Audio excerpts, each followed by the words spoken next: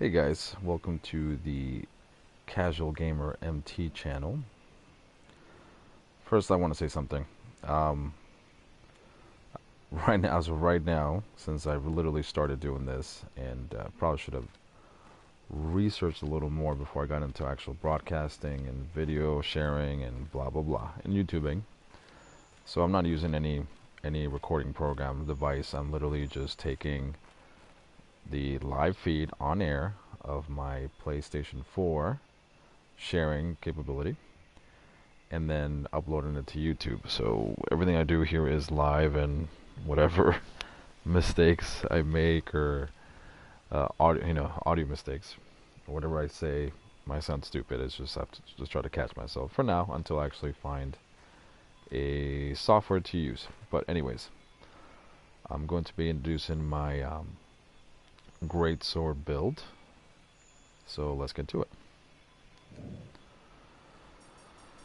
Okay, start off with, I'm using the Wyvern Ignition Impact, which is acquirable by a quest, which I forgot the name, but is a special arena quest. You only have to do it a few times. I believe you need 2 or 3 tickets to make the level 5 version of it, and then to upgrade it you need an additional 3 tickets plus some other items that are not really difficult to acquire.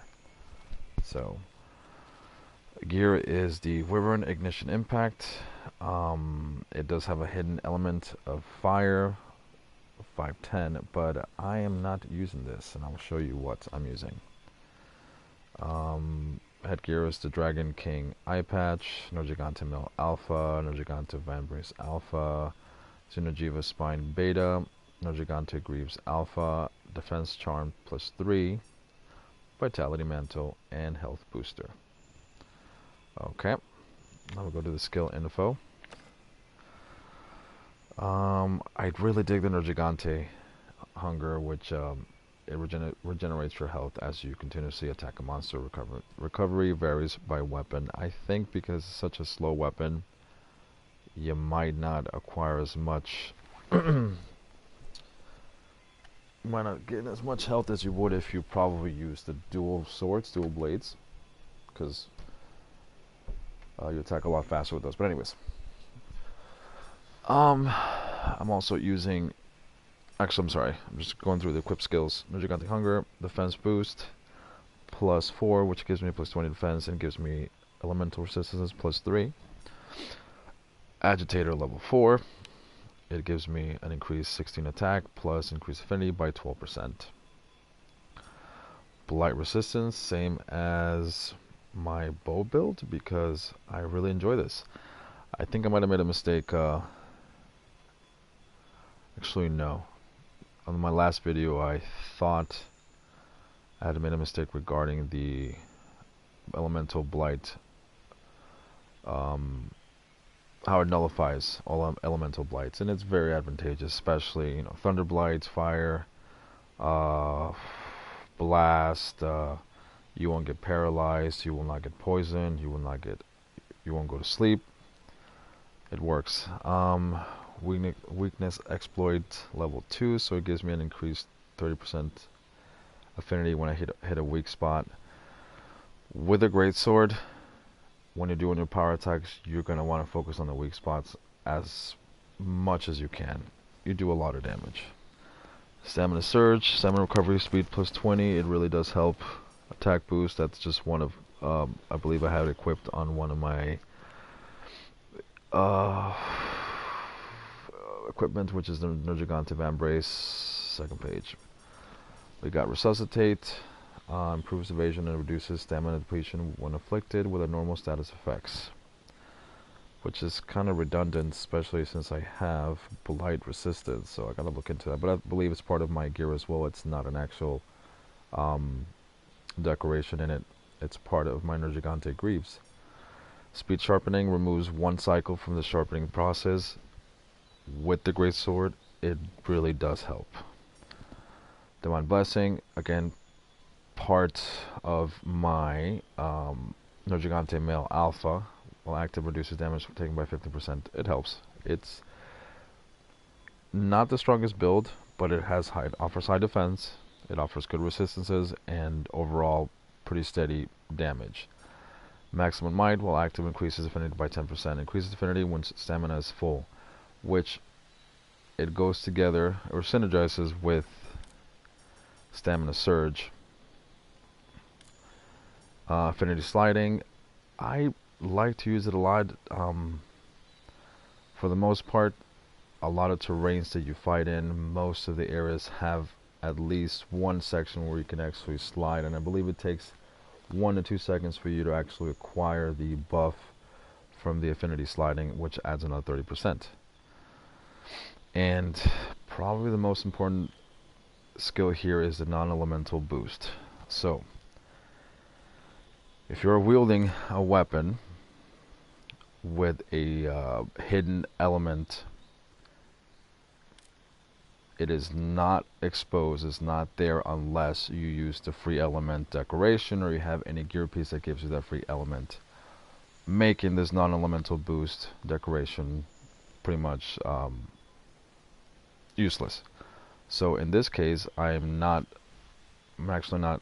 switched from using the actual elemental, the hidden elemental boost to non-elemental boost, which brings up my attack significantly.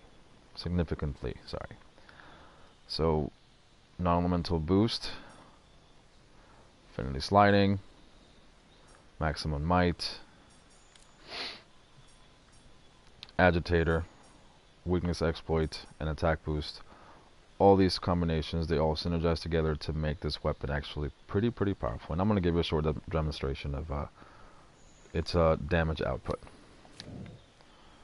So with a great sword, and I'm pretty sure you guys that are interested in the great sword and know how to use it already know this, but anyways, you do want to charge up your attacks. 1, 2, 3, boom. Okay. Again. 1, 2, 3. 345. 3. 302. 53 and 479, which is pretty decent. Now let me try that again, because let's do that again with fortunately I can't use agitator because I'm not fighting any monsters, but I can do this power sliding. There it is. Okay. 2, 3, 45, 2, 3, 11, 1, 2, 8, and 555. Much higher. And that didn't even crit. I'm going to try that one more time. Hopefully it will crit.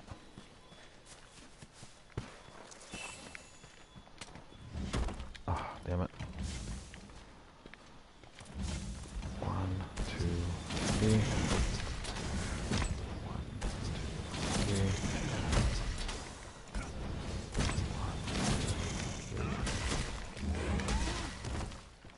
3. Let's try that one more time. I think I lost the affinity sliding boost.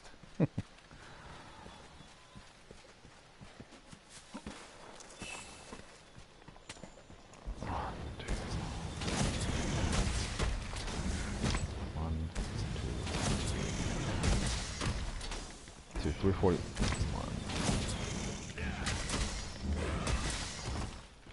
544. Not bad.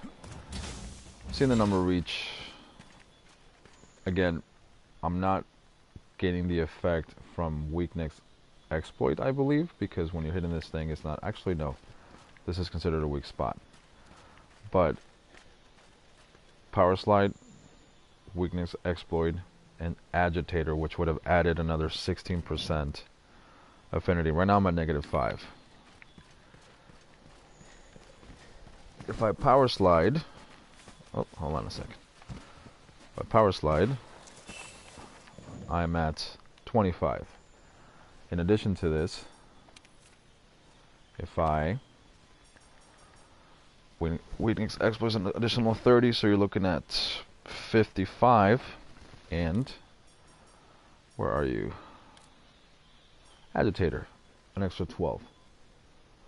So you're looking at a much higher affinity chance. So you do crit higher, and you also have a higher chance of actually critting. So, quick example: I was fighting the Devil Joe earlier today, and perfect hit under the belly. I critted for 606. So it's really not bad damage. Now, those of you who want to use the element, sure, you can always switch up a decoration for free element to non-elemental boost attacks, and vice versa. But yeah, that's this is my build. As far as gear pieces, they're not too different from what I had with my bow build, except the eyepiece and some other decorations and whatnot. Those of you who want to, I like Defense Charm because I believe the greatsword is such a slow weapon.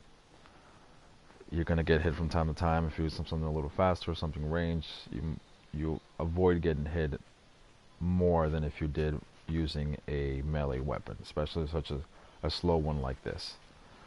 But anyways, that's gonna be it for this video, guys. Thanks for watching, and if you have any questions, comments, concerns, or advice, I'm still pretty new myself to the game, feel free to comment on the YouTube page. Alright guys, take care, have a good night.